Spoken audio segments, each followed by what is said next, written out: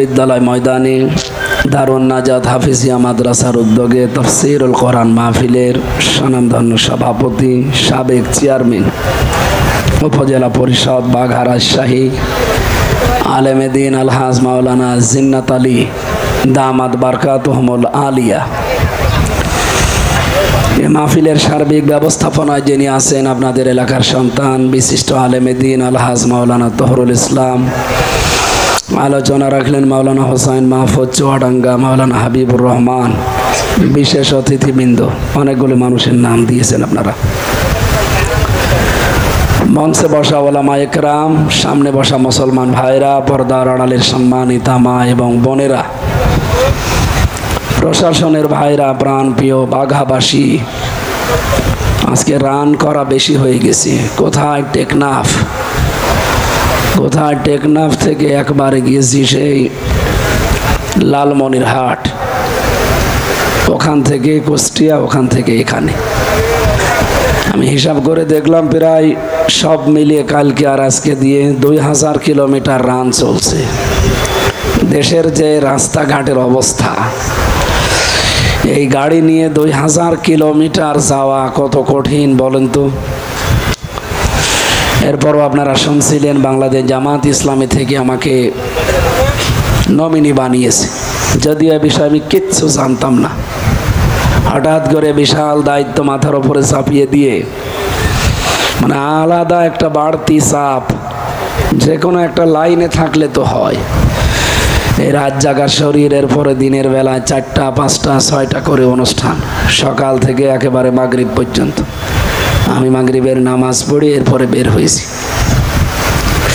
আপনাদের এখানে বাঘা একটা মসজিদ আছে না, নামকরা মসজিদ, অনেক পুরাতন। কয় টাকার নোটের ওপরে যেন এটা আছে, 50 টাকা। ম্যাডাম আমারে বলছিল বাঘা মাহফিল, আমি এই মসজিদ দেখবো, ওই জন্য সাথে করে নিয়ে এসেছে। তো আপনাদের যে মানুষের চাপ, ও চাপ দেখে বলছে আমার আর নামার দরকার নেই। মসজিদ আর দেখা হয়নি, চলে এসেছে মাওলানা তহরুল সাহেবের বাড়িতে আছে। যেহেতু প্রতিদিন রাত জাগা লাগে, এরপরে দিনের বেলা এতগুলো অনুষ্ঠান, শরীরও পারছে না, আর কণ্ঠও ভেঙে গেছে। আর কত পারবে, মানে বাংলায় বলছে হাসিনার উপরে রাগ হয় এমনি, এই কারণে।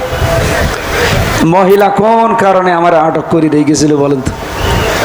এখন তো আপনি সে হব স্বামীর বাড়ি বসে আছেন, কিন্তু আমার অবস্থা কি? আমার তো এদিকে কথাই বের হচ্ছে না।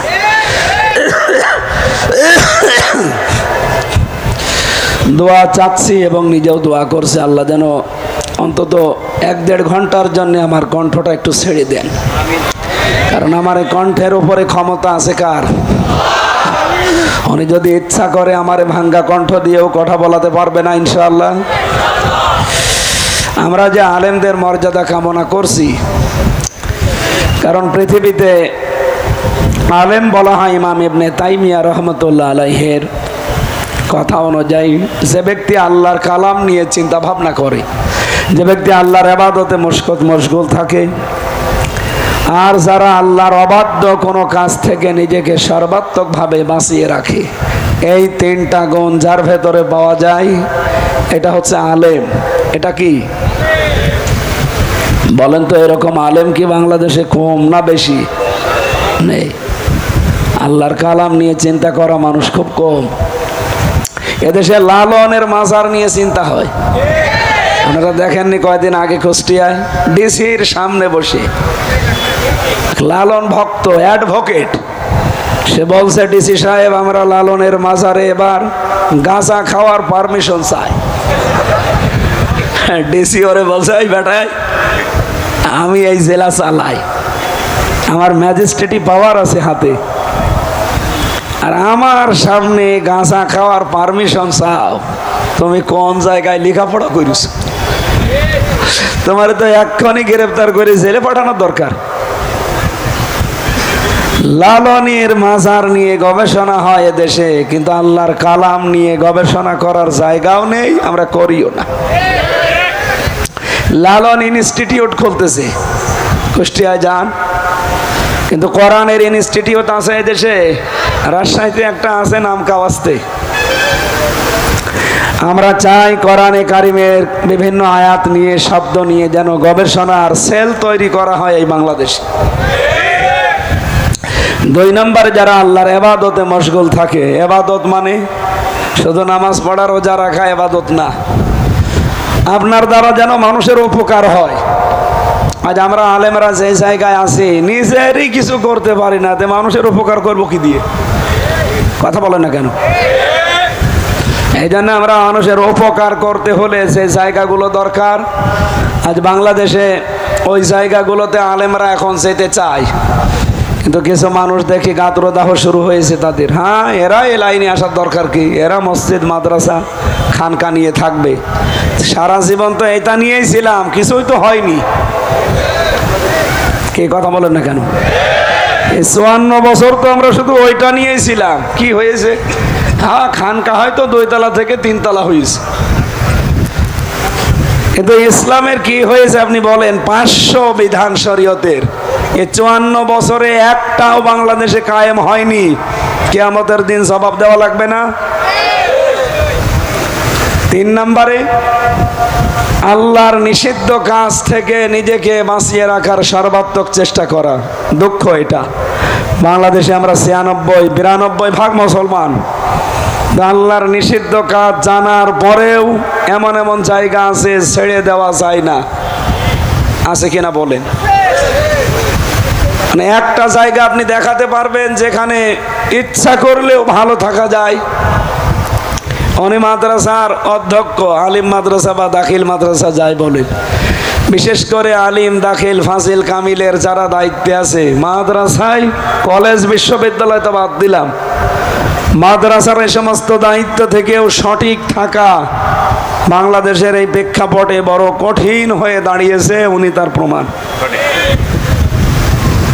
অথচ উনি জানে যে এটা হালাল, এটা হারাম, জানার পরও মানতে পারছে না। মসজিদের টাকা বরাদ্দ হয় সরকারি, ওই টাকা জায়েজ টাকা তুলতে যাবেন, 5 লাখ টাকা বাজেট হলে 2 লাখ টাকা আল্লাহর ওলিদের ঘুষ দেওয়া লাগবে।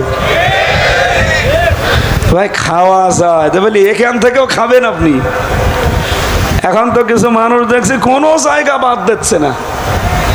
এমনকি একজন মহিলা সেই দিন বলছিল যে আমি একটা সন্তান জন্ম দিয়েছি, তাও আমার কাছে 5,000 টাকা চাঁদা চাই।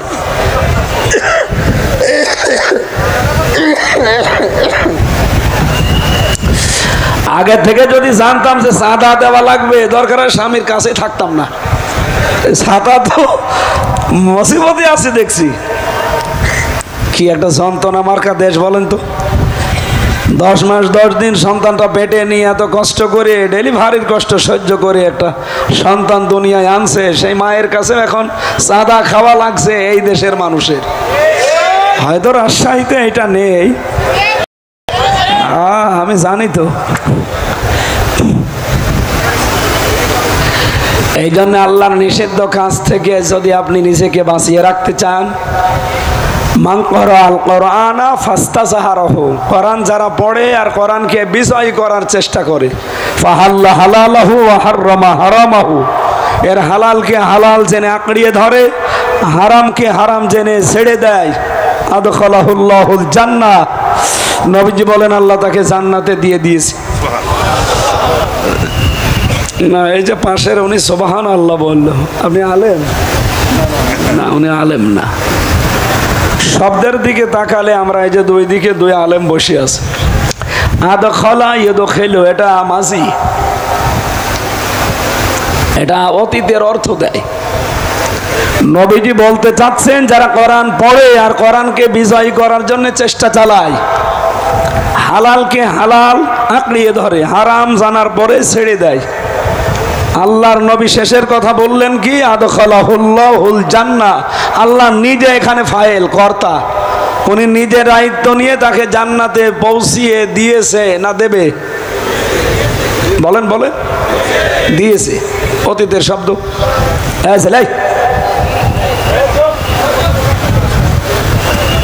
ওঠা যাবে না ভাই, 1 ঘন্টা সময় দেওয়া যাবে না? এমনি আমার কণ্ঠ বসে যাচ্ছে, আপনারা ডিস্টার্ব করলে আর কথাই বের হবে না। রাজশাহীবাসী, আমি হাদিস থেকে যেটা ব্যাখ্যা করতে গিয়ে পেয়েছি, সত্যি যদি কোরআন প্রতিষ্ঠিত হয়ে যায়, কোরআনে কারিম কোন দেশে বিজয়ী থাকে, সেখানে হালালকে হালাল জানার পরে মেনে নেওয়া যায়, হারামকে হারাম জানার পরে ছেড়ে দেওয়া যায়। এরকম একটা পরিবেশ যদি কোনো দেশে কায়েম হয়ে যায়, নবীজি বলেন মরণের পরে জান্নাতে প্রবেশ করবে সে তো পরে, এই পৃথিবীর জমিনটাই তাদের জন্য মিনি জান্নাত হয়ে যাবে। বলেন তো 54 বছরেও কি আমরা এরকম একটা জান্নাত বাংলাদেশে পেয়েছি? বলেন বলেন, আমরা এইটা চাই। আপনি উপজেলা চেয়ারম্যানকে জিজ্ঞাসা করেন, আমরা এইটা চাই। আমি আজকে এই যে 2 দিনে 2000 কিলোমিটার রান করলাম, কত ভয়, কত টেনশন, কত চিন্তা রাত দিনের ভেতরে আমার ভেতরে এসেছে জানেন। অথচ মালয়েশিয়া বাংলাদেশে যাইতে প্রায় 5 ডবল বড় বিশাল দেশ। আমি প্রতিদিন 2000-3000 কিলোমিটার রান করতাম। খালি মরুভূমি, পাথর, পাহাড় আর পাম গাছ, বিশাল বিশাল জঙ্গল এলাকা। রাত 2টা-3টার সময় যাচ্ছি আমি আর ড্রাইভার, কেউ নেই। মানে শরীরের ভেতরে ভয়ে সমসম করে ওঠে, না জানি কি সামনে চলে আসে। মানুষ বলতে তো কিচ্ছু নেই, পশু পাখিও নেই। ড্রাইভার আমারে বলছে কোনো ভয় নেই, শুধু আল্লাহ ছাড়া কোনো ভয় করার দরকার নেই। আমি ওই দিন মনে মনে ভাবছিলাম যে আমার দেশটা মাত্র 1150 কিলোমিটার, এই লাইন থেকে ওই লাইন পর্যন্ত। টেকনাফ থেকে তেতুলিয়া কত? 1150 কিলোমিটার। এই দেশটা যদি এইরকম হয়ে যেত গো, 3000 কিলোমিটার আমি চলে গেলাম একদিন এক রাত মিলে, কোনো ভয় নেই, শুধু আল্লাহ ছাড়া কোনো ভয় নেই। ড্রাইভার আমারে অভয় দিচ্ছে। আর আমরা এখান থেকে রাজশাহী থেকে কুষ্টিয়া, এই জায়গা থেকে আমার বাড়ি মাত্র 72 কিলোমিটার। রাতের বেলা 3-4 বার মনের ভেতরে সাত করে উঠবে, না জানি কোন আল্লাহর ওলি সামনে পড়ে। এরপরে তো কিছু মানুষ আছে তারা বলবে হুজুর দোয়া চাই। যদি বলে যে ভাই দোয়া করে আসলাম, বলবে না, সে দোয়া নিয়ে আসলেন ওই দোয়া দিয়ে যান। এখান থেকে লালপুরে, ঈশ্বরদী, ভেড়ামারা, কুষ্টিয়া 4 জায়গায় তো ধরবেই। এই 4 জায়গায় যদি অন্তত 1-1,500-2,000 করে দোয়া দেওয়া হয়, 8,000 শেষ। এই গাড়িটা নিয়ে আসা যাওয়া, আমার শরীরের যে অবস্থা, ড্রাইভার সাথে এই যে হুসাইন হুজুর আছে, তো হুজুর কয় টাকা দেবে? অথচ 3000 কিলোমিটারে কোনো দোয়া নেই। আমি শুধু দোয়া করতে করতে চলে যাচ্ছি, কেউ দোয়া চাই না। আমাদের দেশটা যদি এইরকম হতো, আমরা কি ভালো থাকতাম না? বলেন বলেন। এইটা কায়েম করতে চাইলে আপনার কাছে রাজনীতি মনে হয়, আপনার কাছে ধান্দাবাজি মনে হয়। আপনি তো নিজেই এক ধান্দাবাজ।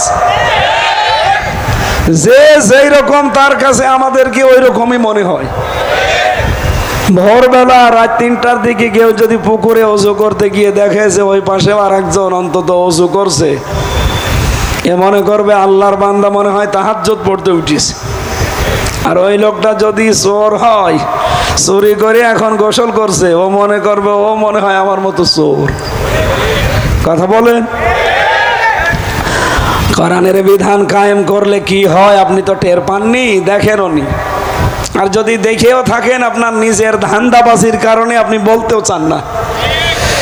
আমাদের যেহেতু ওই সমস্ত চিন্তা ভাবনা নেই, আল্লাহর কসম নেই। আমিরে জামাত ডক্টর শফিকুর রহমান কোন ডাইরেক্ট ঘোষণা দেয়নি মহাসমাবেশে যে এই দল থেকে কেউ যদি এমপি মন্ত্রী হয় 5 বছরে তার 1টা টাকা বাড়বে না, আরো যা আছে কমে যাবে। বাংলাদেশে তো এখনো 73টা দল আছে। কোন দলকে সৎ সাহস নিয়ে ঘোষণা দিতে বলেন তো? আমার যতটুকু ধারণা, কোন দল যদি ঘোষণা দেয় যে আমার দল থেকে এমপি হলে 5 বছরে তার 1টা টাকা বাড়বে না, ওই দল থেকে কেউ এমপি দাঁড়াবে না। আমি বেশি বললাম? এই জন্য আল্লাহর নিষিদ্ধ কাজগুলো আমরা ছেড়ে দেওয়ার পরিবেশ তৈরি করতে চাই। আলেম হতে হলে এই 3টা কাজ করা লাগবে।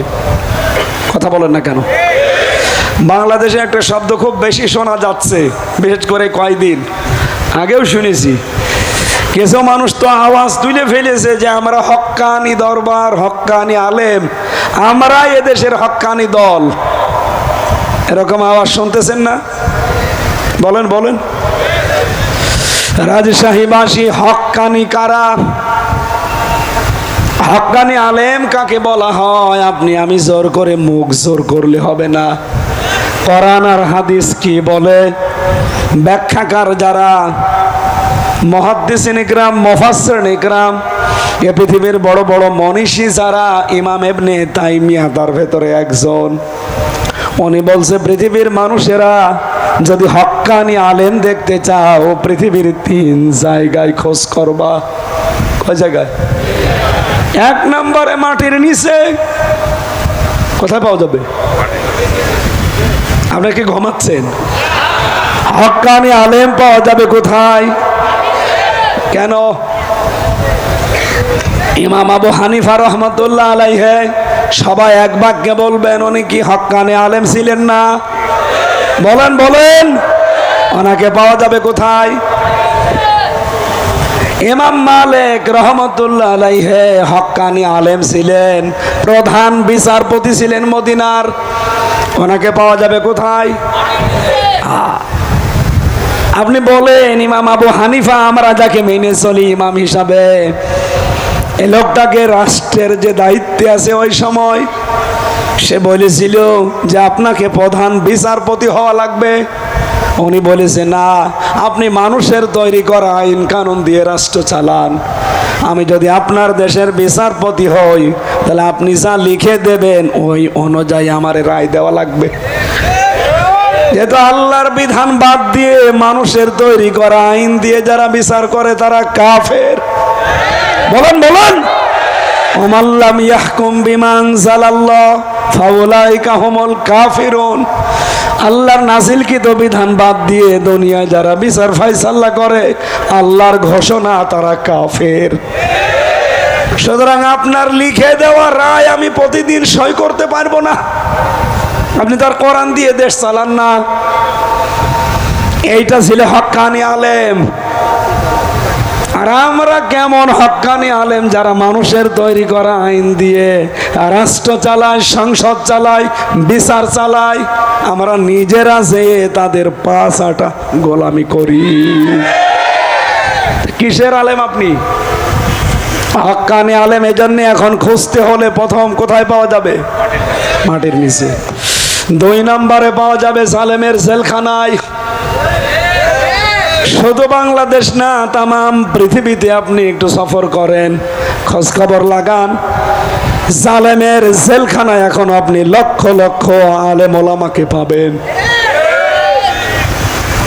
3 নম্বরে হক্কানি আলেম পাওয়া যায় জিহাদের ময়দানে। কোথায়? জিহাদের ময়দান এখন কোনটা? এই বাংলাদেশে আমার মনে হয় আমরা বদর দেখিনি, কিন্তু এবার সামনে বদরের ময়দান আসতেছে। না, কিছু লাগবে, এখানে আসবেন না। যারা ওয়াজ দেয় এরা আসলে শোনে না। আজকে আমার ম্যাডাম এসেছে, এই জন্য নাই তহরুল ভাইয়ের স্ত্রী আজ আসতে পারে না। দেখেন ওখানে কত মহিলা ভিড় করে বসে আছে। হুজুর তো দেখতে পাচ্ছে না, হুজুরের বউ দেখার জন্য এই এলাকার মানুষ ওয়াজ দিয়েছে, তারা আজ ওয়াজ শুনছে না। ওরা মনে হয় গল্পে মেতে আছে। অন্তত এখানে যারা এসেছেন আপনারা কি ওই রকম নাকি? শুনতেছেন? এই কে ওইটা চলে যাচ্ছে? কে বললাম না 1 ঘন্টা যাওয়া যাবে না। খুব জরুরি না হলে, যদি বিড়ির নেশা লাগে খেয়ে আবার চলে আসবেন, তারপরও আসবেন না। অনেকের নেশা এমন বেশি, আপনি খাবার দেবেন না অসুবিধা নেই, বিড়ি না দিলেও পাগল হয়ে যাবে। আমি জেলে থাকাকালীন দেখেছিলাম একটা লোক, ছেলে, যুবক, 22-23 বছর, এই শয়তান জেলের ভেতরে যে গাছ আর গাছ লাগিস, জেলার একদিন দেখি ধরে পিটাচ্ছে। পুলিশ তোরে ধরে দিয়েছে জেলখানায়, তুই গাছা খাস এই কারণে, আর তুই ভেতরে এসে গাছ আর গাছ লাগালি, পেলি কোথায়? ও বলছে স্যার, ওই যে আমি আদালতে গিয়েছিলাম হাজিরা দিতে, আমারও তো কিছু হিতাকাঙ্ক্ষী আছে। আসার সময় ওরা কিছু পোটলা দেয় এইভাবে, ওই যে পিছন ভ্যালের ছোট ছোট ফাঁকা থাকে, কয়েকটা এভাবে ছুড়িয়ে মেরেছে, আমি একটা ধরে ফেলেছি, ওর ভেতরে কাঁচার বীজ ছিল। ওইটা নিয়ে এসে এখন তো আপনারা জেলে ঢোকানোর সময় মেশিনের ভেতরে দিয়ে তারপরে ঢোকাবেন, সব তো ধরা পড়ে যাবে। এই জন্য মুখের ভেতরে দিয়ে জহব্বার নিচে এমন কায়দায় রেখেছি যে মেশিনে ধরা পড়েনি। ভেতরে এসে বোতলের মুখ কেটে ফেলে দিয়ে ওখানে মাটি দিয়ে ওর ভেতরে এই গাছ লাগিয়েছি আজ 2 মাস আগে। দেখেন কত বড় বড় হয়েছে। জেলার তো হিন্দু দেবদুলাল বলছো হুজুর, আমি তখন ওর নিচতলায় ছিলাম, আমারে বলছো হুজুর এই লোকটারে জেলে দিয়েছে সরকার, ও গাঁজা খায় এই কারণে, আমি এত পাহারা দিয়ে রাখি, আর এর ভেতরে এসে গাছ লাগিয়েছে, ওরে তো স্বর্গে দেওয়া দরকার। জান্নাত বলে না, হিন্দু মানুষ স্বর্গ বলছে। এই জন্য নেশা যাদের আছে আশা করছি 1 ঘন্টা চেপে রাখতে পারলে পারবেন, না হলে খেয়ে আবার চলে আসবেন। আসবেন তো? কিছু মানুষ বলছে ঠিক আছে, মানে এলাকায় সব চলে। আমার ভাইরা, আমি যে কথা তুলেছিলাম, বদরের ময়দান 1500 বছর আগে বিদায় নিয়েছে, আমরা দেখিনি। অথচ 2026 সালে যে নির্বাচন আসতেছে, আমার মনে হয় সামনে বদরের ময়দানের মতো। কথা বলেন না কেন? বদরের ময়দানে বাবা ছেলের বিরুদ্ধে অস্ত্র নিয়ে দাঁড়িয়েছে, স্ত্রী স্বামীর বিরুদ্ধে দাঁড়িয়েছে। নবীজি নিজে পর্যন্ত আশঙ্কা করছিলেন যে সাহাবীরা যাদের বিরুদ্ধে দাঁড়াবে অধিকাংশগুলোই তাদের আপনজন, এরা যাবে তো। হযরত আবু বকর বলেন, জিহাদের ময়দানে এখান থেকে শেষ করে যখন বাড়ি গেলাম, সে আমার সন্তান আব্দুল্লাহ আমারে বলছে, বাবা 3 বার আপনাকে আমি দেখেছি যুদ্ধের ময়দানে, কিন্তু বাবা এই জন্য আমি কিছু বলিনি, অন্য কেউ হলে আমি কেটে ফেলতাম। হযরত আবু বকর খাবার খাচ্ছিলেন, থালা সামনে ফেলে দিলেন, ডাক দিয়ে বলে, সন্তান যুদ্ধের ময়দানে 3 বার আমাকে দেখার পরও কিছু বলো নাই, আমি আল্লাহর কসম করে বলছি, একবার যদি তোমারে দেখতে পেতাম, এক কোপে তোমারে আমি আলাদা করে ফেলতাম। আমার মনে হচ্ছে সামনে বদরের ময়দান এবার আসতেছে। কথা বলেন না কেন? দেখবেন অনেক সন্তান এবার বাবার বিরুদ্ধে দাঁড়াবে, কারণ এই দেশে এখন 2টা দল, একটা ইসলামী একটা শয়তানি, এর বাইরে আর কিছু নেই। আপনি যত চাই বলেন, যারা আল্লাহর আইন প্রতিষ্ঠা করতে চায় তারা আল্লাহর দল, যারা মানুষের আইন প্রতিষ্ঠা করতে চায় তারা শয়তানের দল। এখানে আবার ব্যাখ্যা দেওয়া লাগবে কোন কারণে? এজন্য এবার দেখবেন অনেক সন্তান বাবার বিরুদ্ধে দাঁড়িয়ে গেছে, অনেক স্ত্রী স্বামীর বিরুদ্ধে দাঁড়াবে। এজন্য হক্কানি আলেম যদি কেউ খুঁজতে চান, জিহাদের ময়দানে খোঁজ করলে পাবেন, যারা আল্লাহর দ্বীন কায়েমের জন্য সর্বাত্মকভাবে প্রচেষ্টা চালায়। আমাদের মিছিল মিটিং ভোট ভাট যা হবে সব দ্বীন কায়েমের জন্য। কথা বলেন, কথা বলেন। দ্বীন কায়েম করো এ কথা বললে রাগ হয় শুধুমাত্র যারা শিরিক করে, যারা মুশরিক তাদের। এটা তো আমি বানালাম নাকি? সূরা সূরার 13 নম্বর আয়াতের শেষের আগের অংশে আছে, কাবুরা আলাল মুশরিকিনা মা তাদউহুম ইলাই। হে নবী, আপনি যেদিকে মানুষকে ডাকেন, আসো দ্বীন কায়েম করি, আল্লাহর বিধানে জমিনে প্রতিষ্ঠা করি, আপনার এই কথা শুনলে সবচাইতে বেশি মন খারাপ হবে, রাগ হবে, খারাপ লাগবে তাদের যারা মুশরিক। বাংলার মানুষেরা, আমি তো আমার বাবার কথা বলছি না, আমার দাদার বিধানের কথাও বলি নাই। আমার দাদা বাবা চাচা তারাও রাজনীতি করেছে সারা জীবন, কোনো দিন আমি আজ পর্যন্ত বলি নাই আমার দাদা আমার চাচা চেয়ারম্যান ছিল, আসেন আমরা তাদের আদর্শ প্রতিষ্ঠা করি, বলেছি। বলেছি? আমার আজকের বিষয় ওই রকম না, আজকেরটাও ঠিক কোরআন থেকে আমি সাজিয়েছি যে মহান আল্লাহ এই বাংলাদেশে কাদের সাথে আছেন, কাদের সঙ্গে আছেন, এ কথা কোরআন বলবে আজকে ইনশাআল্লাহ। কোরআন যা বলবে এটা আপনি মানবেন তো? আমি তো আর বানিয়ে বললে উনি ধরবে না। তেলাওয়াতকৃত আয়াত থেকে তাফসীর আকারে কথা বলবো। আলোচনার বিষয় হচ্ছে আল্লাহ আছে কাদের সাথে। যদি আপনি দেখেন যে হ্যাঁ আপনার সাথে আছে, আপনি সাকসেস। যদি দেখেন যে না, আমার যা কর্মকাণ্ড, আমার যে অ্যাক্টিভিটিস, এর সাথে আমার আল্লাহ নেই, এই মুহূর্তে আপনাকে পাল্টাতে হবে। আমার কথা শোনার দরকার নেই, আপনি শুধু আয়াতের তাফসীর বাড়ি যেয়ে দেখে নেবেন। এবার আসেন, আমরা যেহেতু হাক্কানি দল মনে করি কাদেরকে? যারা বড় বড় জোব্বা গায়ে দিয়ে, পাগড়ি মাথায় দিয়ে, হাতে তসবিহ নিয়ে দুনিয়ার কোনো খেয়াল করে না। তারা নিজেরাই দাবি করে আমরা হক্কানি দল, হক্কানি পীর, হক্কানি দরবার। বলে কিনা বলেন? আরো জোরে বলেন। সূরা আরাফের ৮১ নম্বর আয়াত আমি বানালাম না, ১৫০০ বছর আগে আল্লাহ ঘোষণা দিয়েছেন হক্কানি দল কারা। অমিম্মান খালাকনা উম্মাতুন ইয়াহদুনা বিল হাক্কি ওয়া বিহি ইয়াদিলুন। আল্লাহ বলেন মিম্মান খালাকনা, আমি নিজে বানিয়েছি। এখানে কর্তাকে? আর জোরে। আমি আল্লাহ নিজে বানিয়েছি উম্মাতুন, যত দল এই পৃথিবীতে, যত উম্মত বানিয়েছি, যত মানুষ বানিয়েছি, এদের ভেতরে যারা দলে আছে আমি আল্লাহর নিকটে ওই দল হক, ইয়াহদুনা বিল হক, যারা মানুষকে সত্য পথ দেখায়। বাংলাদেশে আজ কত দল কত দিকে ডাকতেছে, যারা আল্লাহর বিধান কায়েম করার জন্য ডাকে, তারা সত্য পথে ডাকে। ২ নম্বরে অবিহি ইয়াদিলুন, তারা যেদিকে ডাকে এই ডাকের উপরেই তারা ন্যায় বিচার কায়েম করতে চায়। আমার মনে হয় যাদের বিবেক হালকা পাতলা কাজ করে, এই আয়াত শোনার পরে ব্যাখ্যা দেওয়ার আগেই তারা বুঝে ফেলেছে হক কথা কারা যারা বলে এই দেশে মানুষকে সত্যের পথ দেখায়, আর এই পথ অনুযায়ী যারা ন্যায় বিচার দুনিয়ায় কায়েম করতে চায়। আল্লাহ বলেন এই একটা দল শুধু হক্কানি, এরাই সঠিক পথে আছে। এবার আপনার বিবেকের উপরে ছেড়ে দিলাম, আপনি খোঁজ করে নেন, যান। যেহেতু আলেমদের মর্যাদা কামনা করেছে, আলেম কোথায় পাওয়া যায় হক্কানি আলেম, সেই বর্ণনা বললাম, আপনি এখানে খোঁজ করে দেখবেন। হয় কবরের মাটির নিচে, নাই জিহাদের ময়দানে, অথবা সালেমের জেলখানায়।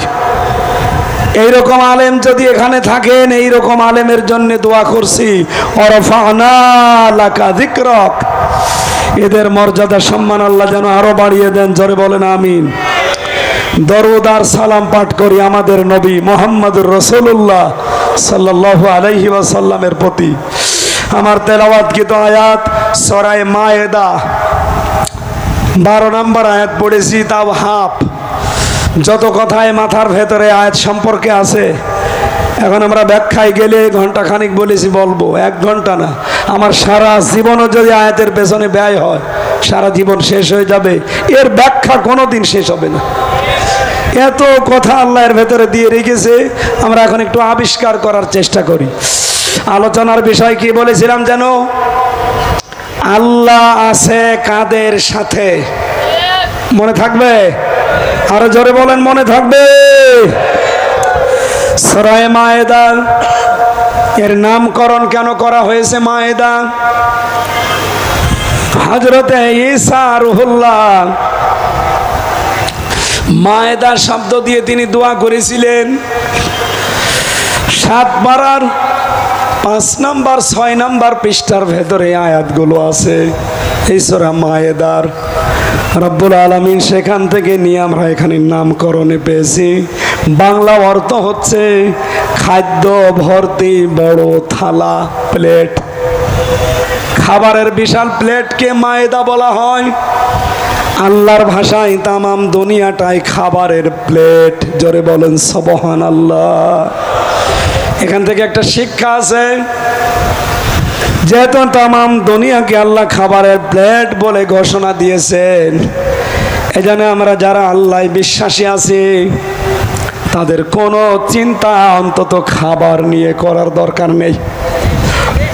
আপনি দুনিয়ায় আসার 50 বছর 50,000 বছর আগে এই কপালে আল্লাহ লিখে পাঠিয়েছেন যে আপনি কি খেয়ে থাকবেন, না খেয়ে থাকবেন।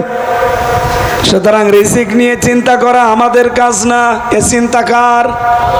আরো জোরে, আল্লাহর নাম হচ্ছে রাজ্জাক।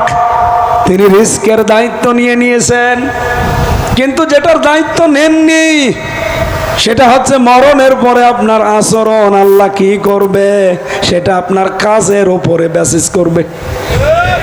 আপনি যেই ধরনের কাজ করবে কিয়ামতের দিন আল্লাহ পাক তার সাথে সাক্ষী জোগাড় করে ওই আচরণ করবে।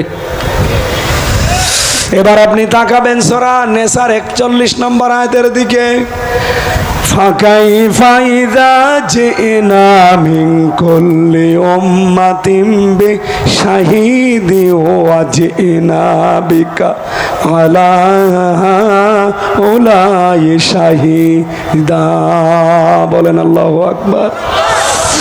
ভালো করে তাকান, আল্লাহ যারা এভাবে আমাদেরকে আঙ্গুল দিয়ে দেখাচ্ছেন যে কেমন হবে তখন রাজশাহীর বাঘার মানুষেরা, তহরুল ইসলাম ও জিন্নাত আলী, কেমন হবে তখন যখন তোমাকে আমি আল্লাহ আমার সামনে দাঁড় করাবো আর তোমার বিরুদ্ধে সাক্ষী দেওয়ার জন্য আমি রাসূলুল্লাহকে হাজির করব। অজিনা বিকা আলা হাউলাই শাহিদা, হে নবী আপনাকে আমি সাক্ষী করে নিয়ে আসবো ওদের জন্য। যেহেতু রাসূলের উম্মত বলে আমরা দাবি করছি, আল্লাহ যখন আমাকে আপনাকে একা একা তার সামনে ডাকবে, 10 জন 20 জন করে না, একা একা ডাকবে। কয়জন বলেন?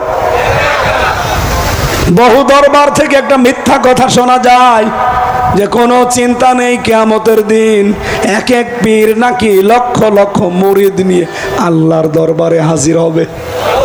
এটা ডাহা মিথ্যা কথা। কথা বলেন না কেন? সূরা মরিয়মের ভেতরে পাবেন 95 নম্বর আয়াত, 16 নম্বর পারা, 10 নম্বর পৃষ্ঠা, 15 নম্বর লাইনে আছে। وكلهم آتيه يوم القيامة فردا। আল্লাহ পাক বলেন কিয়ামতে প্রতিটি মানুষকে আমার সামনে আমি বিচার করার জন্য প্রথমেই ডাক দেব। কয়জন করে? বলেন। আপনি স্রেফ একা দাঁড়াবেন। আপনি এখন নিজেকে ভাবেন তো, ওই জায়গায় দাঁড় করিয়ে ভাবেন আল্লাহ আপনাকে একা ডাক দিয়েছেন তার সামনে। সাক্ষী হিসাবে আপনার মাকে, বাবাকে, খালুকে না, সাক্ষী হিসাবে আল্লাহ নিয়ে আসবে রাসূলুল্লাহকে। এই জন্য আল্লাহ দিয়েছেন ফাকাইফা, কেমন হবে তখন ইযা জিনা মিন কুল্লি উম্মাতিন, প্রতিটি দলকে যখন আমার সামনে উম্মতকে আমি নিয়ে আসবো একজন করে সাক্ষী দেওয়ার জন্য। এই সাক্ষী হবে রাসূলুল্লাহ। ও হামজা, কি হবে তোর জীবনে বল? তোর এই 33 বছর 35 বছর যাই হোক, এখন যদি মারা যাস, রাসূলুল্লাহ তোর সাক্ষী আল্লাহর সামনে। আমার তো আয়াতটা পড়ার পরে যেমন যেন মনে হয় যে না, আমি ধরা খেয়ে গেছি। আল্লাহ পাকের আয়াতের পরের আয়াতে 42 নম্বর আয়াতে দেখেন, ইয়াউমাইযি ইয়াওয়াদ্দুল্লাযীনা কাফারু ওয়া আসাবুর রাসূলা লাউ তুসাওয়া বিহিমুল আরদু ওয়া লা ইয়াকতুমুনাল্লাহা হাদিসা। সেই দিন কিয়ামতে কাফেরেরা, যারা আল্লাহর রাসূলের অবাধ্য জীবন যাপন করেছে, এরা আল্লাহকে বলবে, আল্লাহ আমি যদি মাটি হয়ে যেতাম এখন। কারণ যে কঠিন কঠিন প্রশ্ন রাসূলকে সাক্ষী রেখে করা হচ্ছে, কি হিসাবে মুখ দেখাবো তার সামনে। আমার জীবনের দিকে তাকিয়ে আমার রসুলের সামনে দাঁড়িয়ে জবাব দেওয়া, এটা আমার মুখ দেখানো সম্ভব না। এরকম সময় কিন্তু আমাদের সামনে আসতেছে। কথা বলেন না কেন? আল্লাহ সতর্ক বাণী দিয়েছেন, এরপরেও যদি কেউ সতর্ক না হন, রিস্কের পেছনে পড়ে যদি হালাল হারাম না চাইলেন, বাবা শাহজালাল সব হালাল। এই জন্য মায়েদা মানে খাদ্য ভর্তি বলো প্লেট, খাবারের দায়িত্ব যেহেতু আল্লাহর, এই রিস্কের পেছনে পড়ে আল্লাহর বিধান যেন আমরা ভুলে না যাই। আমার কথা বোঝা গেছে? 1 নম্বরে আমরা মানুষ, 2 নম্বরে আমরা আল্লাহর খলিফা, 3 নম্বরে আমরা আল্লাহর গোলাম। এই 3টার বাইরে আপনি যেতে পারবেন না। অন্যান্য জাতিতে যারা আছেন, বিভিন্ন ধর্ম মানেন, আপনাকে যদি জিজ্ঞাসা করা হয় আপনি কি, আপনি প্রথমেই পরিচয় দেবেন আমি মানুষ। আমি কি? আরো জোরে বলেন। 2 নম্বরে আমরা যারা এখানে আছি, আমরা একবারই পরিচয় দেব আমরা শুধু মানুষ না, আমরা আল্লাহর খলিফা। আমরা কি? 3 নম্বরে আরো উপরে যারা আছে, এই মানুষগুলোকে জিজ্ঞাসা করলে তারা শুধু খলিফা না, মানুষ না, তারা বলবে আমরা আল্লাহর গোলাম। আমরা কি রাসূলুল্লাহর গোলাম? আমরা কি পীরের গোলাম? আমরা কি বাবার গোলাম? কোন দলের গোলাম? কার? আরো জোরে বলেন। এই কথাটাই প্রতিদিন 17 বার করে আপনার মুখ দিয়ে আল্লাহ বের করে নেয়। ইয়্যাকা না'বুদু, বল যে আল্লাহ আমি তোমার ইবাদত করি, আমি তোমার গোলাম, সার্ভেন্ট, ভৃত্য, দাস, যাই বলেন। 1 বার 2 বার আপনি বলেননি, প্রতিদিন যদি ফরজ নামাজও পড়ে থাকেন 17 বার এই কথাটা আল্লাহর সামনে দাঁড়িয়ে বলা লাগে, আল্লাহ আমি তোমার গোলাম। ইয়্যাকা নাস্তাঈন, শুধু গোলাম এতটুকু পরিচয় না, দুনিয়ার কোনো বিষয়ে কারো কাছে সাহায্য চাই না। আমার সাহায্যকারী আমেরিকা না, আমার সাহায্যকারী ভারত না, আমার সাহায্যকারী চায়না না, সাহায্যকারী রাশিয়া না, আমার সাহায্যকারীকে। এই বিশ্বাস থেকে এখন দেখছি এই দেশে অনেকেই দূরে চলে যাচ্ছে। বিভিন্ন ভাবে তারা কেউ আমেরিকাকে প্রভু মনে করছে, কেউ ইন্ডিয়াকে প্রভু মনে করছে, কেউ রাশিয়া চীনকে প্রভু মনে করছে। এই কথা বলেন না কেন? আমার কথার ইঙ্গিত বোঝা গেছে? প্রতিদিন 17 বার করে কি বলেন আপনি? আল্লাহ আমি তোমার গোলাম, তোমার সাহায্য চাই। অথচ এখন সিচুয়েশন যা, আমার মনে হয় যদি একটু ইন্ডিয়া বলে আসি, ও বলবে আল্লাহর দরকার নেই, আমার দাদারই দরকার। এই ঈমান নিয়ে আপনি জান্নাতে যাবেন, রাসূলুল্লাহর সামনে দাঁড়াবেন, লজ্জা করেন আপনার? সব ভুলে যান। ঈমানকে আরো পাকাপোক্ত করার জন্য, অ্যাক্টিভ করার জন্য আহ্বান জানাচ্ছি। দুনিয়ার বিভিন্ন হাতছানিতে অনেক মানুষ কিন্তু এলোমেলো হয়ে যাচ্ছে।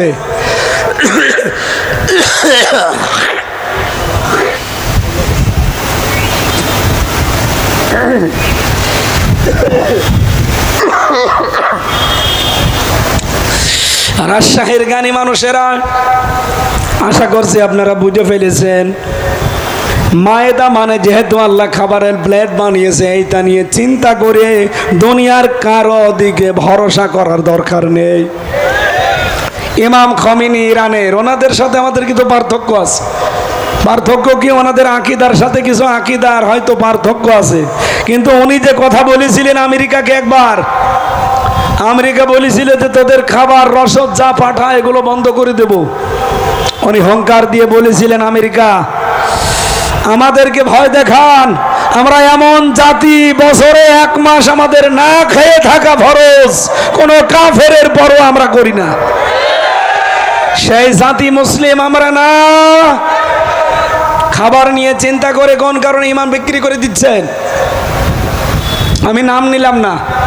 কত মানুষ তো এখন পা চাটতে যে পা ধরে বসে আছে, দাদা তুমি ছাড়া কেউ নেই।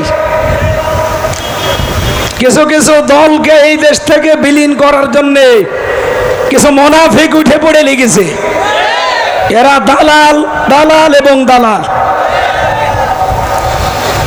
শহীদ জিয়ার নাম শুনলে মান থেকে মানুষ দোয়া করে, কিন্তু তার আদর্শের উপরে আজ এখন এই দলটা নেই। তারা অধিকাংশগুলো এখন 5 গোলাম হয়ে দাঁড়িয়েছে দাদাদের। আমি কাবা শরীফের পাশে আরাফাতের ময়দানে মসজিদে নামিরা, এখানে কাবা শরীফের ইমাম খুতবা দিচ্ছিলেন। শহীদ জিয়াউর রহমানের জন্য দোয়া করছিলেন আরবিতে, আল্লাহ তুমি তাকে সুউচ্চ মাকাম দান করো। নাম বলার সময় বললেন শহীদ জিয়াউর রহমান। এমনি এমনি নাম তার মুখ দিয়ে আসে না। আরাফাতের ময়দানে লক্ষ লক্ষ নিম গাছ লাগিয়েছে এই শহীদ জিয়া। কথা বলেন। তিনি সারা জীবন, তার জীবনী পড়ে দেখেন, আমি নিজে তার পুরা জীবনী পড়েছি। সারা জীবন তিনি আগ্রাসনের বিরুদ্ধে ছিলেন, বিশেষ করে দাদাদের আগ্রাসনের বিরুদ্ধে। কোনোদিন মাথা নত করেননি দাদাদের সামনে। আর তার দলের নাম নিয়ে আজ অনেকেই দাদার 5 গোলাম হয়ে দাঁড়িয়েছে। এই জন্যই বিলীন হয়ে যাচ্ছেন। কারো দিকে ভরসা করে লাভ নেই। বলিল্লাহুম্মা মালিকাল মুলকি তুতিল মুলকা মান তাশা। আল্লাহ বলেন ক্ষমতার মালিক আমি, রাজত্বের মালিক আমি, যাকে ইচ্ছা তাকে দেই, যাকে ইচ্ছা ঘাড় ধরে নামিয়ে দেই। সুতরাং কোন কারণে আপনার বিশ্বাস হয় যে ভারত আমাকে বসাবে, চীন আমাকে বসাবে, আমেরিকা আমাকে বসাবে? ওরে বসাই কে কিনা জানি। নামাজের ভেতরে পড়েন, বাইরে তেলাওয়াত করেন আয়াতটা, অথচ বিশ্বাস নেই। এই জন্যে তো মায়েদা থেকে পড়ছি। আল্লাহ বলেন মায়েদা মানে খাবারের প্লেট, খাবারের জন্যই তো এত ধর্ণা। পৃথিবীর কারো ধর্ণা দেওয়া লাগবে না, খাবার না খেয়ে মরবা না। যেটা না খেয়ে মরবা ওইটা দিয়ে চিন্তা করো, সেটা হচ্ছে আমল। নাম কি? কারণ আমলের গ্যারান্টি আমি দেইনি। আমল করো জান্নাত আছে, আমল নেই জান্নাত নেই। এই জন্য আমল করেন। আজকের তেলাওয়াত কিন্তু আয়াতে 5টা আমল আছে। কয়টা বলেন বলেন? এই 5টা দেখেন তো বাংলাদেশে কার ভেতরে পাওয়া যায়? যার ভেতরে পাওয়া যাবে সে যেন বিশ্বাস করে আল্লাহ আমার সাথে আছেন। সুবহানাল্লাহ বলতে পারেন না? আল্লাহ রাব্বুল আলামিন বলেন বনি ইসরাইলে মুসা আলাইহিস সালামের 12টা গোত্র ছিল, 12টা নকিব, দলপতি, সর্দার, নেতা যাই বলেন। তাদেরকে আমি নিয়ে হযরতে মুসাকে ডাক দিয়ে বললাম আসেন। তোর পাহাড়ে তিনি গেলেন। তোর পাহাড়ে যাবার পরে তিনি বললেন রব্বুল আলামিন আমি আপনাকে দেখতে চাই। আল্লাহ সাফ জানিয়ে দিয়েছেন লান তারানি, আমাকে দেখা যাবে না। আমার সাথে দেখা তোমাদের এই চর্ম চোখে সম্ভব না। কারণ আমার যে পাওয়ার, আমার নূরের যে ঝলকানি, এটা দেখতে হলে দুনিয়ার চোখ দিয়ে হয় না, অন্য চোখ লাগবে। সেই পাওয়ার তোমাদের চোখে নেই। লা তুদরিকুল আবসার ওয়া হুয়া ইউদরিকুল আবসার ওয়া হুয়াল লাতীফুল খাবীর। মুসা নবীর মতো এত বড় পাওয়ারফুল নবী, যিনি কথা বলতেন সরাসরি আল্লাহর সাথে, যাকে কালিমুল্লাহ বলা হয়, তাকে আল্লাহ সাফ জানিয়ে দিলেন লাং তারানি। মজারের আগে লান আসলে অর্থ হয় কখনোই হবে না। আল্লাহ বলেন আমার সাথে দেখা করা দুনিয়ায় সম্ভব না। অথচ বহু ভণ্ড বীরের রাজশাহী বিভাগে দেখতে পাবেন, তারা বলে আল্লাহর সাথে আমার দেখা হয়, কথা হয়। মুসা নবীর মতো এত বড় পাওয়ারফুল নবী যদি আল্লাহ বলেন না দেখা সম্ভব না, আপনি কোন ভণ্ডর ভণ্ড? আল্লাহ ওই সময় ঘোষণা দিয়েছিলেন মুসা 12 জন দলপতি নিয়ে এসেছো, নকিব, সর্দার, দেখা তো হবে না। যদি জোর করো আমি কিন্তু দেখা দেব, কিন্তু টিকতে পারবা না। তারপরেও তিনি দেখতে চেয়েছিলেন এই দলবল নিয়ে। আল্লাহ পাক তার কুদরতি আঙ্গুলের শুধুমাত্র এই নখ যেটা আছে এর কর্ণটুকু দেখিয়েছেন। তোর পাহাড় পুড়ে তামা হয়ে গেছে। যতগুলো মানুষ ছিল সব অজ্ঞান হয়ে গেছে। একাধারে 40 দিন অজ্ঞান হয়েছিল। মুসা নবী 40 দিন পরে হুঁশ ফিরে বলে, রব্বুল আলামিন, এ তো আর এক ভেজালে পড়লাম। এমনি ওরা আমারে মানতে চায় না। ওদের দলীয় প্রধানদেরকে নিয়ে এসেছিলাম তোমাকে দেখা করার জন্যে, আর ও ছাতা দেখি এখন নূরের ঝলকানিতে মরিয়ে পড়িয়ে আছে। এখন যদি আমি একা ফেরত যাই, এলাকার মানুষরা আমারে পিটাবে, তাড়াবে।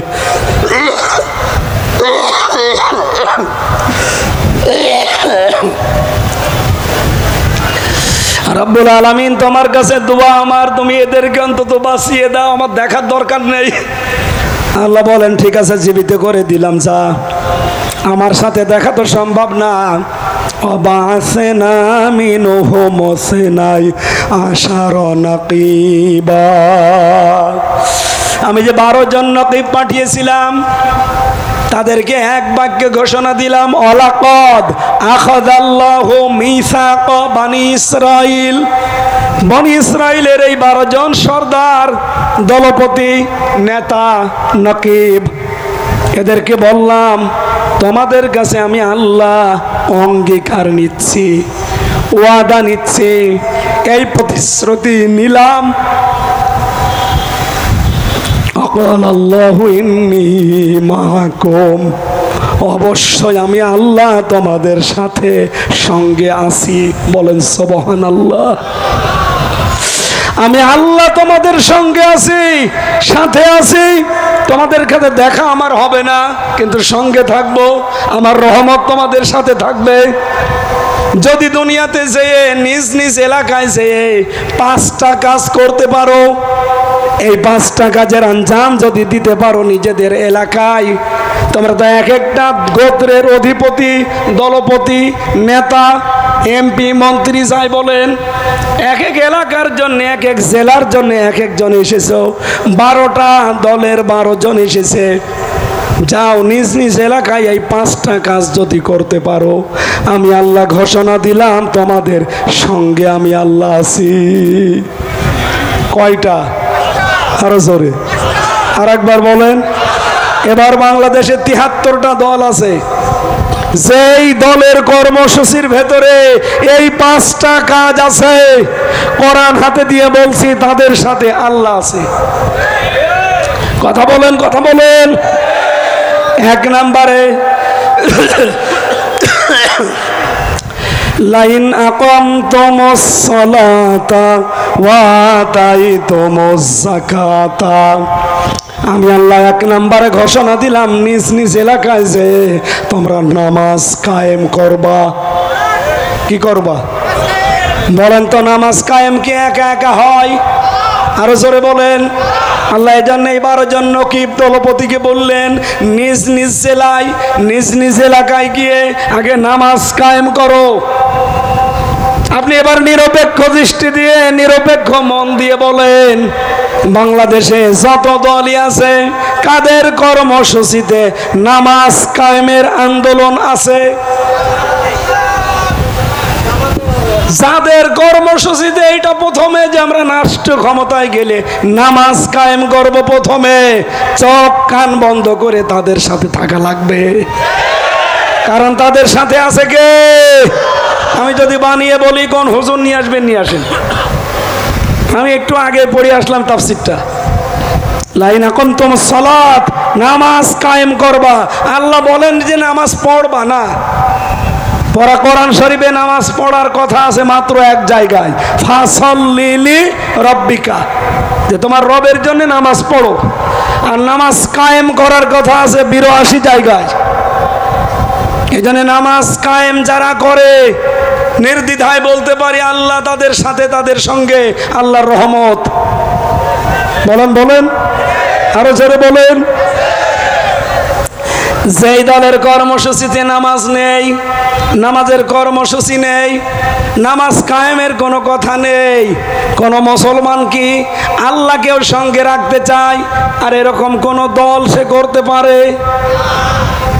আপনি রাজনীতির গন্ধ না খুঁজে নিজের দলের সাথে মিলান তো। আমি এমন একটা দল করি যেই দলের প্রথম কর্মসূচি হচ্ছে নামাজ কায়েম করা লাগবে। কারণ কি এই বিধানটা সামনে নিয়ে আসার? আউয়ালু মা ইউহাসাবু বিহিল আবদু ইয়াউমাল কিয়ামাতিস সালাহ। আর রাজশাহীবাসী যাই করেন না কেন, কিয়ামতের দিন সর্বপ্রথম কিন্তু নামাজের হিসাব দেওয়া লাগবে।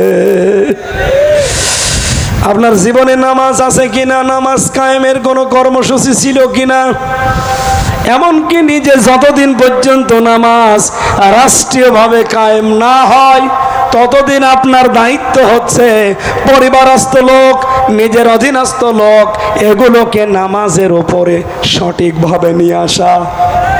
ওয়ামর আহলাকা বিসসালাতি ওয়াসতাবির আলাইহা। হ্যাঁ নবী, আপনাকে আদেশ করছি আপনি নিজে নামাজের ওপরে কায়েম থাকেন, আর পরিবারস্থ লোক যারা আছে তাদেরকেও আপনি নামাজে কায়েম রাখেন। সম্মানিত মা বোন যারা এসেছেন তাদেরকে একটা মাসলা বলি এখান থেকে। অনেক মেয়েরা এসেছেন, একটা মেয়ে লোক বালেগা হয়, নামাজ ফরজ হয় কখন? তার উপরে যখন থেকে তার শরীর খারাপ হয়। সেটা 12 বছর, 13 বছর, 14 বছর, 15 বছরে হতে পারে। এটা যেহেতু বাবা আমরা তারা জানি না, এটা মা জানে। এ কথা বলেন না কেন? এই জন্য মেয়েদেরকে বলছে আপনারা জবাব না দিলেও হবে। আপনার মেয়ের কবে শরীর খারাপ হয়েছে আপনি মা ভালো জানেন, যেহেতু নামাজের এটা গুরুত্বপূর্ণ বিধান। শরীর খারাপ হওয়ার আগ পর্যন্ত যদিও নামাজ না পড়ে ওর গোনা নেই, কিন্তু এরপরে যদি এক ওয়াক্ত নামাজও কাজা হয়, শুধু ওর গোনা হবে না, ওই গোনাটা মা বাবারও হবে। এই জন্য আপনার দায়িত্ব আপনার স্বামীকে ওই দিন থেকেই ইশারা ইঙ্গিতে অথবা সরাসরি বলা যে আপনার মেয়ে কিন্তু এখন বালেগা, ওর নামাজ ফরজ হয়ে গেছে। ফজরে যখন নামাজ আপনি পড়তে যান, আপনার মেয়েটাকে আপনি একটু ডাক দেন, কারণ ও মেয়ে যদি হেলায় খেলায় নামাজ নষ্ট করে ফেলে, ওর শুধু গোনা হচ্ছে না, এ গোনাটা আপনি বাবা আপনারও হচ্ছে। এরকম বাবা আমরা দেশে আছি না নেই? আশা করছি মেয়েরা এই মাসলাটা মেনে চলবে। 2 নম্বরে লাইন আকামতুমুস সালাতা ওয়া আতাইতুমুজ যাকাত। যারা যাকাত আদায় করবে, বলেন তো যাকাত দেওয়ার কথা না যাকাত আদায় করার কথা? কোরআনে কারীম বলছে যারা যাকাত আদায় করবে আমি আল্লাহ তাদের সাথে আছে। বাংলাদেশে কি যাকাত আদায় করা হয় না যাকাত দেওয়া হয়? যাকাত আদায় তো সে করে না, এটা রাষ্ট্রের দায়িত্ব। রাষ্ট্রীয়ভাবে 54 বছর আমরা ইসলামকে আনতে পারি নাই, এজন্য যাকাত আদায় নেই। কিছু কিছু মানুষ হয়তো যাকাত দেয় না পেরিয়ে দেয়। যাকাতের শাড়ি বানিয়েছেন, লুঙ্গি বানিয়েছেন, এ ভণ্ডামি কোথায় পেয়েছেন? আপনার নিজের স্ত্রীকে মেয়েকে সেই মানের কাপড় কিনে দেন, 3 পিস কিনে দেন, এই মানের কাপড় দিয়ে আপনাকে যাকাত দেওয়া লাগবে। এইটাই তো দেশে হয় না। স্ত্রীর শাড়ির দাম 2000 টাকা আর যাকাতের শাড়ির দাম 200 টাকা। আপনার যাকাত হওয়া দূরের কথা, আরো গোনা হবে। এজন্য যাকাত আদায়কারী এটা রাষ্ট্রের দায়িত্ব। আমরা এবার ইসলামকে ওই জায়গায় নিয়ে যেতে চাই যে ইসলাম এবার বাংলাদেশে যাকাত আদায় করবে ইনশাআল্লাহ।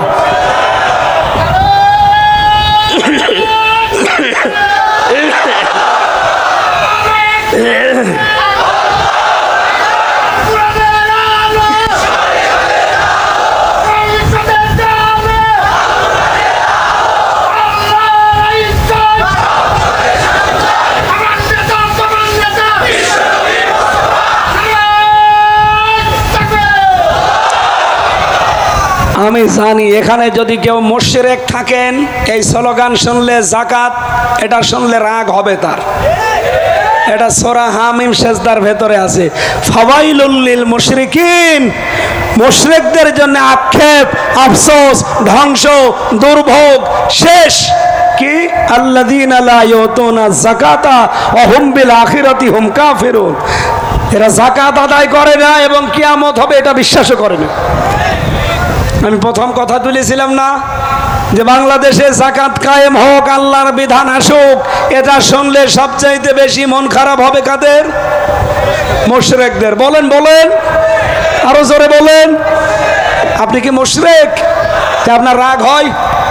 লোকটা তো স্লোগানে ঠিক কথাই বলেছে। যাকাত ভিত্তিক অর্থনীতি কায়েম করতে পারি নাই 54 বছর, আর ফতোয়াবাজি করেন। কোন বিধানটা আছে বাংলাদেশে আপনি দেখান। চিল্লাতে চিল্লাতে গলা ভেঙে যাচ্ছে, এই একটা কথা বোঝাতে পারি না।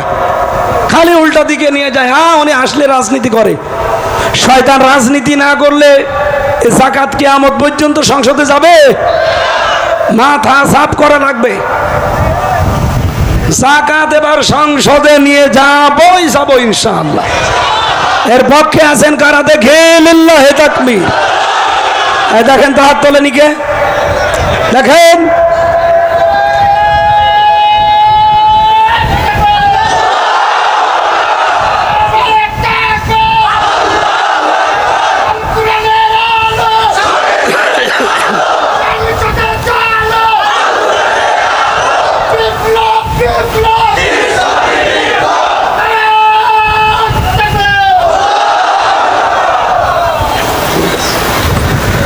আমার মনে হয় এর চাইতে সহজ সরল ভাষায় ব্যাখ্যা দেওয়ার কায়দা আমার আর নেই।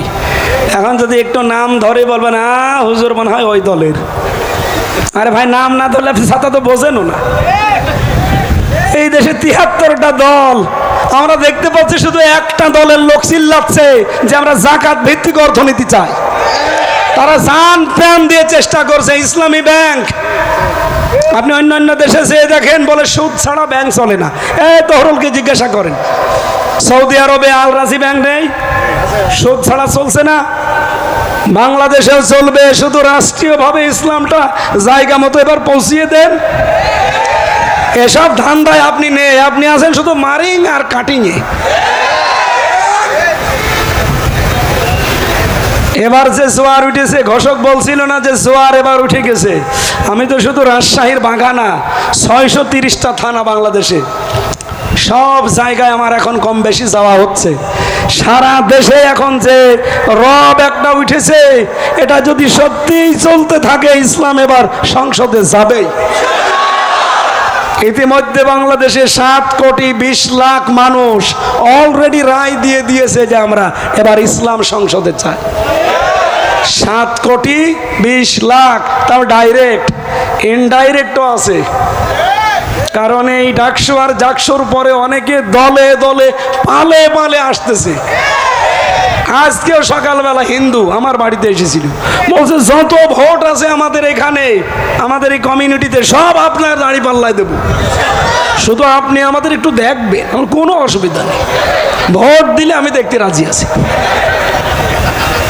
অনেক ধনী মানুষ, কুষ্টিয়ার বুকে যদি 5 জন ধনী থাকে, সে একজন এসেছিল আজকে সকালে। প্রতিদিন প্রায় মাঝে মাঝে আসে, রাত নেই দিন নেই, এসে বলছে হুজুর কিছু কিছু কাজ আছে, এগুলো একটু করেন। আসলে তো আমি এই রাস্তার লোক না, আমার লজ্জা করে, এই যে হাত তুলে থাকে আমার লজ্জা করে। উনি আমার শিখিয়ে দিল যে কিছু মানুষের ভোট নিতে হলে, বিশেষ করে হিন্দু ভাইদের বোনদের, এরা এইটা চায়, এইভাবে থাকবে। আমি কিছু কিছু এমপি প্রার্থী যারা উপজেলা চেয়ারম্যান, এই যে চেয়ারম্যান, এনাদের অভ্যাসই হয়ে গেছে এইভাবে থাকে। মানে কলা গাছ দেখলেও আমার তো লজ্জায় কি গো, এইভাবে থাকা যায়। আস্তে আস্তে লজ্জা কাটতেছে। খুব আশা জীবনের যে কোরআন দিয়ে দেশটা চলছে, যদি একবার দেখতে পেতাম। আমি তো জীবনে দেখিনি।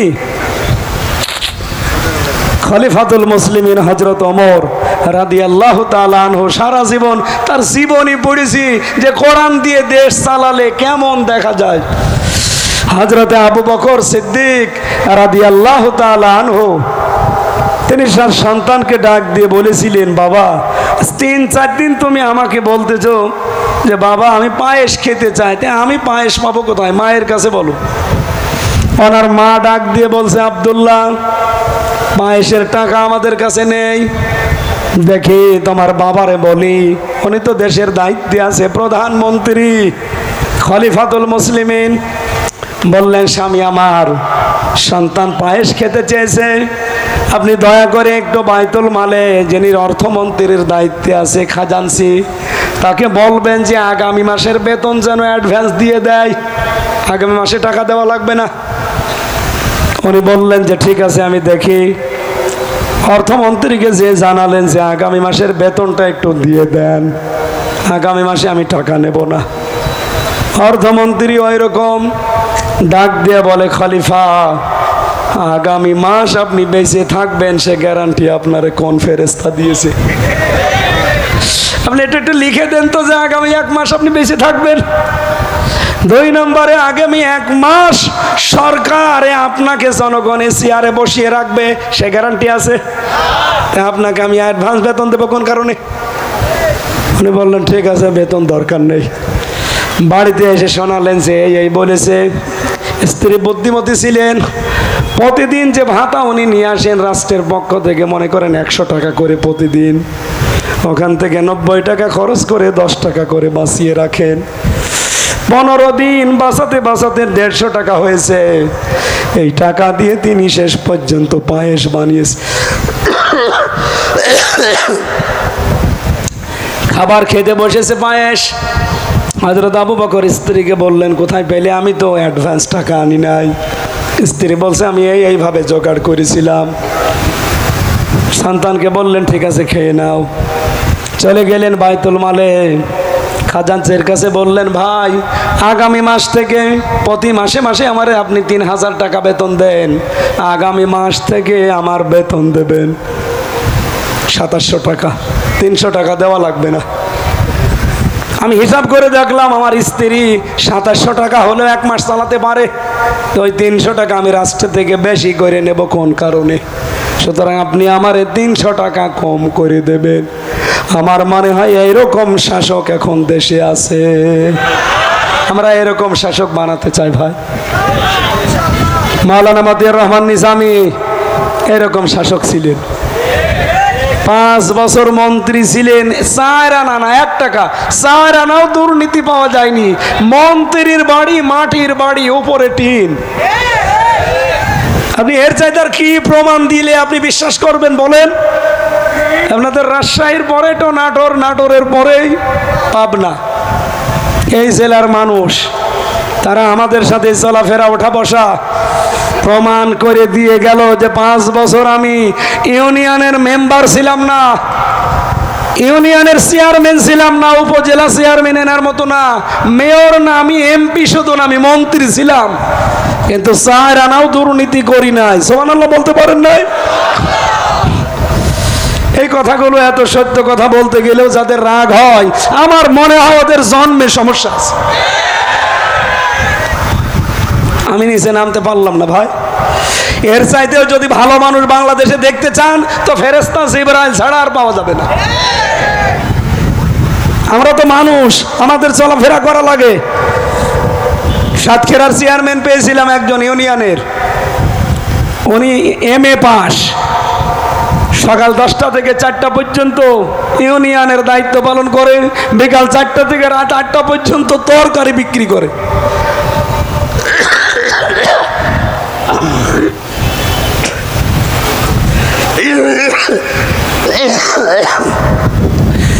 বাংলাদেশ জামাত ইসলামী এরকম মানুষগুলো উপহার দিয়েছে, এখনো সামনে দিচ্ছে। ভাই এবার আর ভুল করা যাবে না, একটু পরীক্ষা করার জন্য হলেও চেষ্টা করেন। আমরা জাকাতকে অর্থনীতিভাবে ইসলামী কায়দায় সংসদে জাকাত ভিত্তিক অর্থনীতি কায়েম করতে চাই।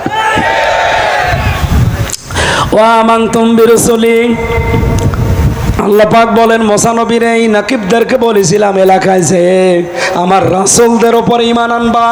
আমার প্রশ্ন হচ্ছে এখানে রাসূল না দিয়ে রসুলি বহুবচন দিলেন কেন? ওই সময় তো রসুল খুব বেশি ছিল না, মাত্র 2 জন, মুসা আর হারুন আলাইহিস সালাতু ওয়াস সালাম। কিন্তু আল্লাহ রসুলই দিলেন কেন? দিয়েছেন এই জন্যে কিয়ামত পর্যন্ত রসুল আসবে না, কিন্তু রসুলের নায়েব আসবে। আলেমরা নসুরের নায়েব এই যে একজন মাওলানা জিন্নাত আলী, উনি আর যাই হোক রসুলের উত্তরাধিকারী, নায়েবে রাসূল। এরকম আলেম যারা কিয়ামত পর্যন্ত আসবে, এদেরকে সাহায্য করা লাগবে, টাকা পয়সা দিয়ে শুধু না, কথা দিয়ে হলেও। ওয়াজ্জারতুমুহুম, তাদেরকে সহযোগিতা করবেন যেভাবেই হোক, পেছনে থেকে হোক। আকরাদতুমুল্লাহ করদান হাসানা, আর আল্লাহকে যারা উত্তম ঋণ দান করবে, তার মানে আল্লাহর বিধান কায়েম করার জন্য যার সর্বতভাবে চেষ্টা চালাবে। আল্লাহ বলেন এই 5টা কাজ যদি নিজ নিজ এলাকায় যে করতে পারো, কি করব আমি জানো? লাউ কাফিরান্না আনকুম সাজ্জিআতিকুম, তোমাদের পেছনের যত অপরাধ ছিল আমি আল্লাহ সব মাফ করে দেব। ওয়ালা উদখিলান্নাকুম জান্নাত, আল্লাহ পাক বলেন আমি এমন একটা জান্নাতে তোমাদেরকে প্রবেশ করাবো, তাজরি মিন তাহতিহাল আনহার, যার তলদেশে নদী আর নহর প্রবাহমান। ফামান কাফারা বাদা যালিকা মিনকুম, আমারে বক্তব্য শোনার পরেও যদি কেউ ওভারটার্ন করে, মন উল্টা করে, এবার টান করে পেছন ফিরে চলে যায়, ফাকাদ দাল্লা সাওয়া সাবিল, ওই স্পষ্ট বিভ্রান্তির ভেতরে চলে গেল। এই ঘোষণাকার আমি তো শুধু অ্যাডভার্টাইজ করলাম আপনাদের সামনে। আপনি আরো বিস্তারিত দেখতে চাইলে সূরা মায়দার 12 নম্বর আয়াতটা বাড়ি যায় ইবনে কাসির ফি জিলালিল কোরআন তাফসীর আকারে একটু মিলিয়ে দেখেন, আপনার জীবনও পরিবর্তন হতে বাধ্য ইনশাআল্লাহ। আমি জেলে থাকাকালীন কয়েকটা বই একটু টাচ দিয়েছিলাম, বিশেষ করে মেয়েদের জীবনের উপর। পারিবারিক জীবনে এমন মানুষ এখানে নেই যে কম বেশি গন্ডগোল নেই। 100 জনের 99 জন পরিবারে আজ ঝামেলা গন্ডগোল লেগে আছে। এটা কি করে মিটাতে হয় সেই পদ্ধতিগুলো আমি লিখেছিলাম। রাজশাহীর তাহজিব সেন্টার মাওলানা আলী আহমদ আখন্দ এখানে আছে না, উনি ওখান থেকে ছাপায় এই বইটা। আমার গাড়িতে কয়েক পিস আছে। আপনার স্ত্রীর জন্য, মেয়ের জন্য, মায়ের জন্য নিয়ে যাবেন। এটা পড়াবেন তাদেরকে, মেয়ে বিয়ে দেওয়ার আগে এটা পড়াবেন, অন্তত জামাইয়ের সাথে সে গন্ডগোল করবে না। নিজের স্ত্রী যাদের অবাধ্য আছে এই বইটা পড়াবেন। আদর্শ নারী বলে একটা আছে, আর দাম্পত্য জীবনে পারিবারিক ঝামেলা কি এবং এটা মিটাতে হয় কি কি করলে, এটা নিজে পড়াবেন। আমার কণ্ঠ আর পারছে না, গলাও ব্যথা করছে, আজকের মতো শেষ করছে। আরও মাহফিল আছে আশপাশে, তো দোয়া করেন কণ্ঠটা আল্লাহ তুলে দিক, সামনে কথা বলবেন ইনশাআল্লাহ। ওই যে গাড়ি আছে ওখানে, সভাপতি সাহেবের কথা শোনার পরে আমরা একটু হালকা মোনাজাত করে দেব। আসসালামু আলাইকুম রহমতুল্লাহ, নাহমাদুহু ওয়া নুসাল্লি আলা রাসূলিহিল কারীম। আজকের এই ধন্যবাদ জানাচ্ছি, আপনারা কষ্ট স্বীকার করে মাহফিলে এসেছেন। যে কথাগুলো আলোচনা হয়েছে আমরা আমাদের ব্যক্তি জীবন থেকে শুরু করে সমাজের সকল স্তরে যেন সেটাকে বাস্তবায়ন করে আল্লাহর দ্বীন প্রতিষ্ঠার মাধ্যমে এদেশের 18 কোটি মানুষের মুখে হাসি ফোটানোর সুযোগ লাভ করতে পারি, এই আশাবাদ ব্যক্ত করে আপনাদের সকলকে মোবারকবাদ জানিয়ে আমি আমার কথা শেষ করছি। আসসালামু আলাইকুম রহমতুল্লাহ।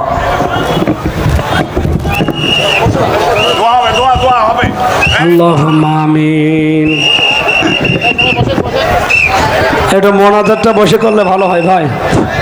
রব্বানা আতিনা ফিদ দুনিয়া হাসানা ওয়া ফিল আখিরাতি হাসানা ওয়া কিনা আযাবান নার।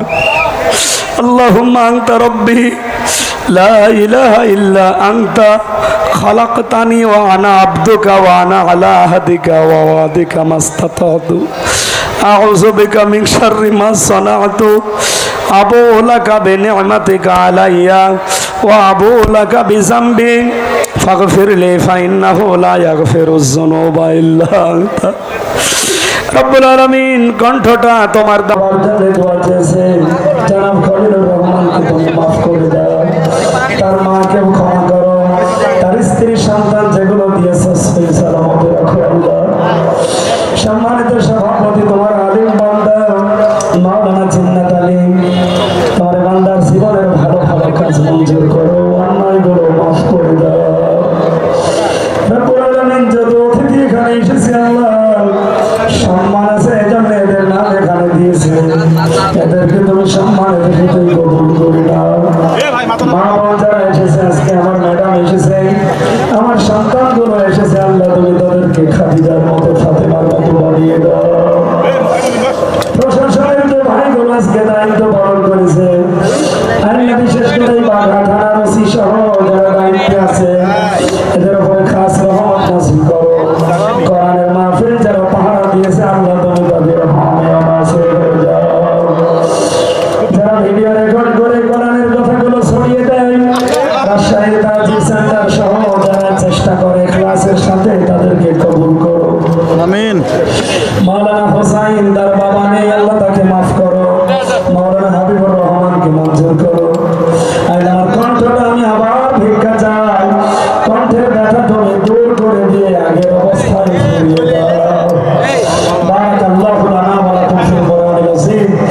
এই মাহফিলের বরেণ্য সদস্য যারা যে যেইভাবে কষ্ট স্বীকার করেছে, তোমার রহমতের দিকে এগিয়ে দাও। এই বিনোদপুরে যারা ব্যবসা বাণিজ্য করে, এদের ব্যবসায় হালাল রুজিতে বরকত দাও। যত মানুষ মাটির নিচে ঘুমিয়ে গিয়েছে, তাদের খবরগুলো জান্নাত বানাও। একবার হলেও যেন দেখতে পাই বাংলাদেশ তোমার কালাম দিয়ে চলছে। আল্লাহ